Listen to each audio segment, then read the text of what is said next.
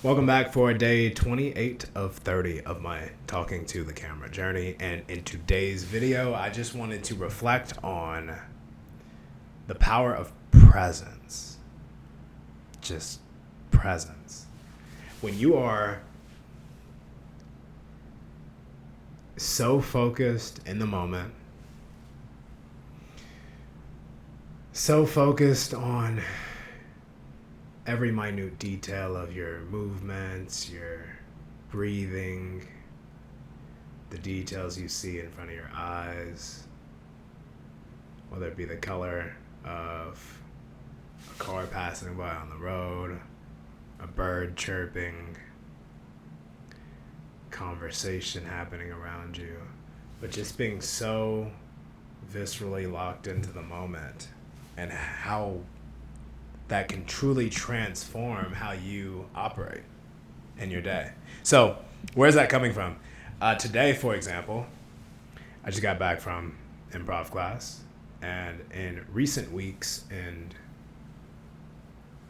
my last few moments, attempting to try push boundaries creatively, as I'm now starting level 4, and as I was doing level 3 before, that I found myself in this cycle of just judging myself and comparing myself to other more talented players who've come from theater backgrounds or acting backgrounds or some type of creative art that they've been a part of before.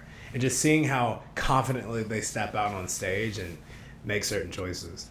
And I couldn't help but keep bashing myself in my mind of saying, oh, well, you should try it this way, or maybe go out with this type of emotion, or say this. I just could not get into that space of just letting it flow out of me and trusting my life experience to just come through the choice I make on stage. So, which, by the way, if you're listening to this and you don't know what improv is, it's basically this concept of, I'll keep it super layman's terms, of making stuff up on the spot.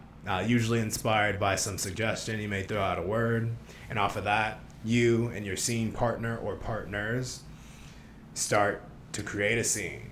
You determine what your relationship is to each other, what you're doing, and where you are currently. All imaginary stuff. It's really fun when you're involved in it. But anyways, I just felt heavily stuck in a creative block, if you will. And as I'd been finally reading a little bit more about the principles behind the specific type of improv I'm learning, the manuals, the rules amidst it, even though I've been taught it from some of my teachers, but actually getting to be able to sit down and read. It's like all of those thoughts I had previously were completely out the window. I no longer was up in my head. I just showed up, super present, seeing my other scene partners there on stage with me as if nothing else in the world existed. My other improv teammates just being in the room, soaking up the moment and soaking up the lessons from our instructor.